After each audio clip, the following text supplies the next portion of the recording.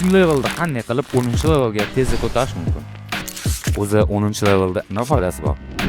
Shu ko'rib turgan profilingizga o'xshab o'zingiz profilingizni ham chiroyliroq qilishingiz mumkin. Sim level bejlarini yasash orqali ko'tariladi. Buning ikki xil yo'li bor. O'yinlarda o'ynab kartalarni yig'ish, buni qilgan juda ko'p vaqtingiz ketadi. Ikkinchisi bo'lsa, $1.5 evaziga 10-level qo'yish uchun kerakli kartalarni sotib olish. Mana shu yo'l ancha oson va tez. Sotib olishdan oldin siz Team Community missiyalarini bajarib, jami 500 sotib olishingiz kerak. Bu degani siz level 5 ga ko'tariladi. Bu missiyalarni qanday qilib bajarishni Telegram kanalimga tashlab qo'yganman. Bemalol o'tib ko'rib olishingiz mumkin. Keyin shu ko'rib turgan kesik kartalarning har birini 5 dan sotib olib, ulardan bejlar yasab, jami 500 sotib olasiz. Umumiy hisobda 1000 xd. Bu degani Sim levelingiz 10 ga ko'tariladi. Keyingi videoda profilingizga qanday qilib shunaqa animatsiyalarni qo'yishni o'rganib olasiz. Buning uchun shu video kamida 500 like yig'ish kerak.